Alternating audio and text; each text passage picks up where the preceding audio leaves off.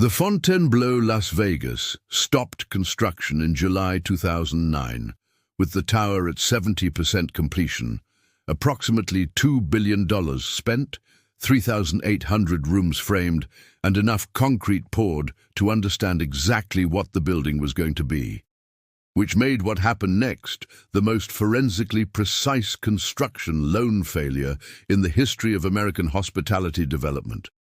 You do not typically stop a hotel at 70%. At 70% completion, the structural frame is done. The MEP rough-in is done. The exterior is closed.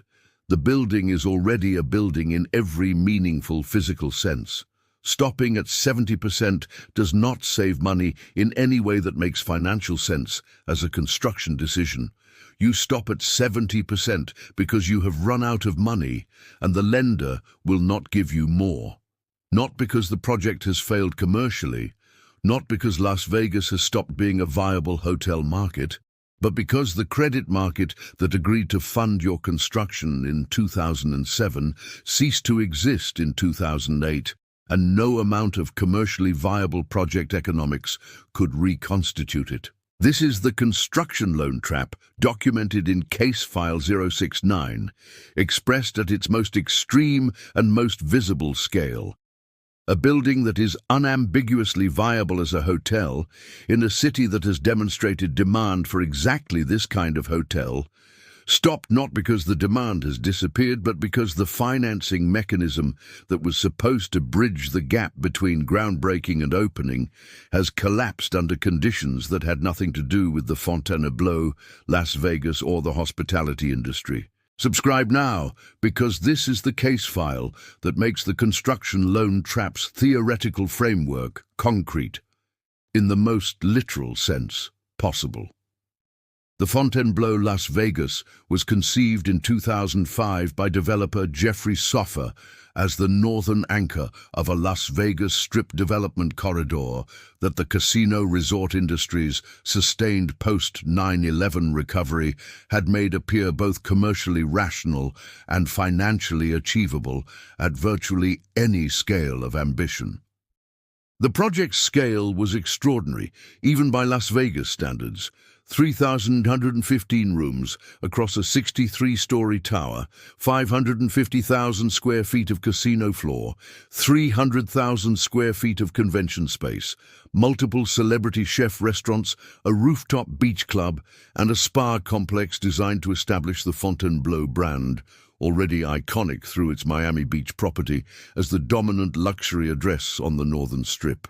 The construction financing assembled to fund the project reflected the credit market conditions of 2007, a $1.8 billion construction loan from a syndicate that included Bank of America, Deutsche Bank, and approximately 20 other participating lenders, structured at terms that the pre-crisis credit environment made available and that the post-crisis credit environment would not have produced at any interest rate. The total project cost was projected at approximately $2.9 billion, with the construction loan representing roughly 62% of the total capitalization, a leverage level that the Las Vegas luxury hotel market's pre-crisis RevPAR trajectory had appeared to support, and that the market correction of 2008 and 2009 rendered unsupportable before the hotel had opened a single room. The 2008 financial crisis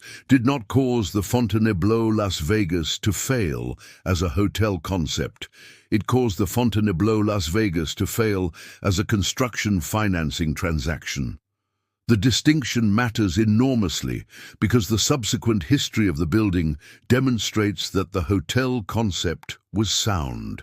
The specific mechanism of the Fontainebleau Las Vegas's July 2009 construction stoppage documents the construction loan trap's most dangerous characteristic: the impossibility of partially completing a large hotel and deriving any productive income from the incomplete portion. By July 2009, the Fontainebleau had spent approximately $2 billion of its $2.9 billion budget. It was 70% physically complete. It had 3,115 rooms framed and enclosed.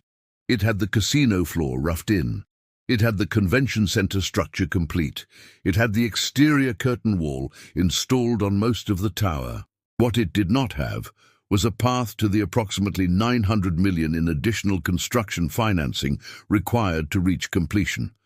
In a credit market that had effectively closed to new construction lending for Las Vegas casino resort projects, and that showed no signs of reopening on any timeline that the existing construction loan's maturity schedule could accommodate. The $2 billion already spent was producing zero revenue. It could not produce revenue at 70% completion. A hotel room at 70% completion is not a hotel room that can be occupied. A restaurant at 70% completion is not a restaurant that can serve a meal. And a casino floor at 70% completion is not a casino that can take a bet.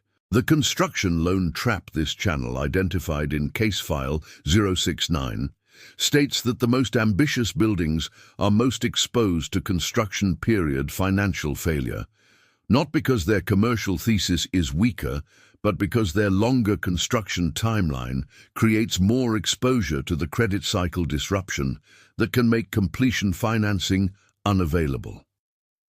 The Fontainebleau Las Vegas is the most precise empirical example of that proposition in this channel's archive. The building was commercially viable. The financing structure was not crisis-proof.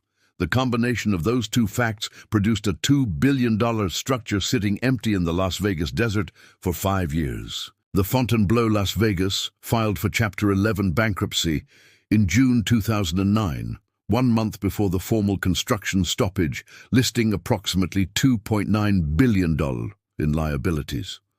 The bankruptcy filing produced the specific institutional outcome that construction loan failures always produce.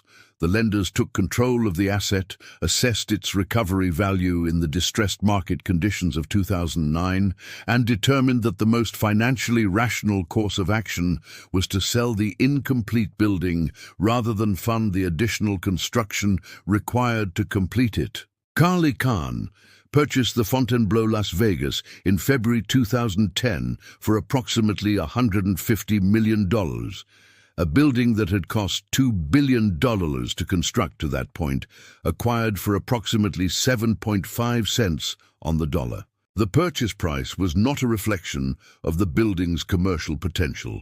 It was a reflection of the market's assessment of the cost of completing an unfinished 63-story hotel tower in a credit environment that was still severely constrained, in a Las Vegas market that was still absorbing the demand destruction of the recession, with an unknown timeline to stabilized operations that made any conventional hotel valuation methodology impossible to apply with confidence.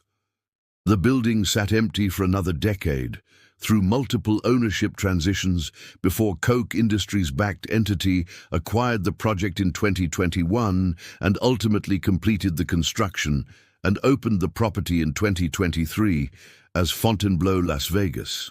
14 years after construction had stopped, at an ultimate total development cost that substantially exceeded the original $2.9 billion projection.